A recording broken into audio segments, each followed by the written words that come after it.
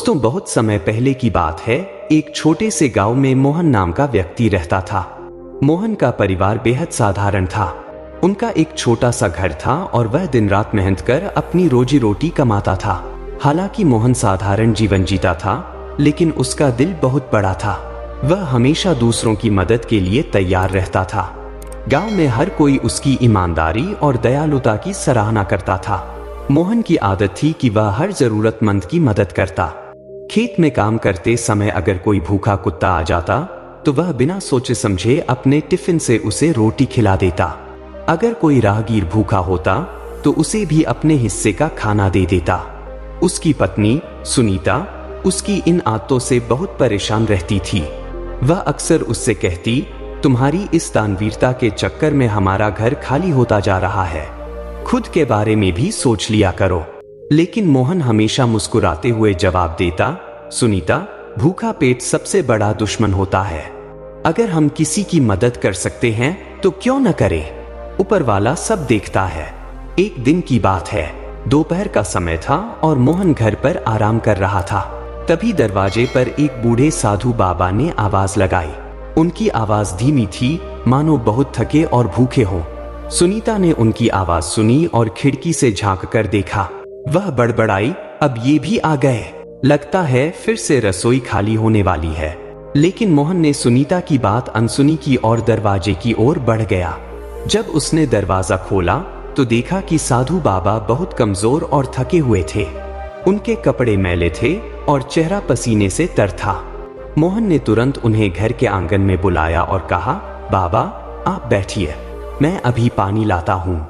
मोहन अंदर गया और लोटे में पानी लेकर आया। उसने साधु बाबा को पानी दिया। बाबा ने पानी पीकर राहत की सांस ली। उनके चेहरे पर एक अजीब सा सुकून झलकने लगा। साधु ने मोहन से कहा, बेटा 2 दिन से भूखा हूँ, अगर कुछ खाने को मिल जाए तो बड़ी कृपा होगी। यह सुनकर मोहन तुरंत रसोई की ओर भागा। जब मोहन रसोई में पहुंचा तो उसने देखा कि वहां खाने के लिए कुछ भी नहीं था।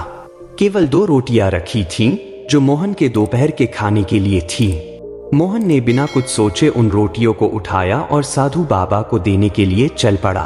तभी सुनीता ने उसे रोक लिया। उसने गुस्से में कहा, ये क्या कर रहे हो? ये रोटियां तुम्हारे लिए हैं। अगर तुम इन्हें भी दे दोगे तो खुद क्या खाओगे? साधु किसी और के घर से भी खाना मांग सकता है, लेकिन हम कहाँ मांगने जाएंगे? मोहन ने उसकी बात ध्यान से सुनी और शांत स्वर में कहा, सुनीता, भूखा पेट किसी को इंतजार नहीं करवाता। ये बाबा 2 दिन से भूखे हैं। अगर हम इन्हें खाना नहीं देंगे तो उनका क्या होगा? भगवान हमारा इंतजाम खुद करेगा। सुनीता की आवाज इतनी तेज थी कि साधु बाबा ने सब कुछ सुन लिया, लेकिन वह चुपचाप बैठे रहे और मोहन का इंतजार करते रहे। मोहन ने सुनीता की नाराजगी को नजरअंदाज किया और रोटियां लेकर साधु बाबा के पास गया। उसने रोटियां उनके सामने रख दी और कहा, बाबा आप इसे खा लीजिए, यह हमारे घर का सबसे अच्छा भोजन है। साधु बाबा ने कुछ नहीं कहा। वह बहुत भूखे थे, इसलिए उन्होंने बिना कुछ बोले रोटियां खा ली। खाने के बाद उन्होंने पानी पिया और सुकून से बैठ गए। कुछ देर बाद जब साधु बाबा जाने के लिए उठे तो उन्होंने मोहन को अपने पास बुलाया। उन्होंने अपने झोले में से एक चमकती हुई सोने की कटोरी निकाली और मोहन को दी। मोहन कटोरी देखकर हैरान रह गया। उसने कहा, बाबा मैं इसे नहीं ले सकता, यह आपकी है। साधु ने मुस्कुराते हुए कहा, बेटा इसे रख लो। मैं पिछले हफ्ते एक राजा के पास गया था। उन्होंने मुझे यह कटोरी भिक्षा में दी थी, लेकिन यह मेरे किसी काम की नहीं। मैं अब तक किसी ऐसे इंसान की तलाश में था जो इसके लायक हो, और आज मैं तुम्हें देखकर समझ गया कि यह तुम्हारे ही लिए है। साधु ने मोहन को समझाया, बेटा यह तुम्हारे अच्छे कर्मों का फल है। हमेशा याद रखना, कर्म ही धर्म है। तुमने बिना फल की इच्छा के दूसरों की मदद की, ऐसे ही अपने कर्म करते रहो। भगवान हर किसी को उसके कर्मों का फल जरूर देता है, लेकिन समय आने पर। तुम्हारी यह दयालुता और निस्वार्थ भाव से किया गया कार्य न केवल तुम्हें बल्कि तुम्हारे परिवार को भी सुख और संतोष देगा। इस कटोरी को अपने पास रखो और इसका सदुपयोग करो, लेकिन इसे पाकर अपने जीवन की अच्छाइयों को न छोड़ना। यह केवल तुम्हारे लिए एक प्रतीक है, कि भगवान हमेशा अच्छे कर्मों की सराहना करते हैं।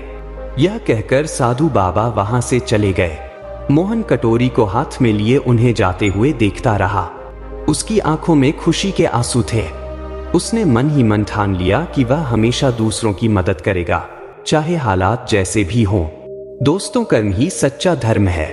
बिना फल की इच्छा के अच्छे कर्म करने वाले व्यक्ति को भगवान किसी न किसी रूप में उसका फल जरूर देते हैं। हमें अपने कर्मों से कभी पीछे नहीं हटना चाहिए। दोस्तों, अगर आपको यह कहानी पसंद आई हो तो इसे लाइक और कमेंट जरूर करें। इसे ज्यादा से ज्यादा लोगों के साथ शेयर करें ताकि इस संदेश को हर किसी तक पहुंचाया जा सके।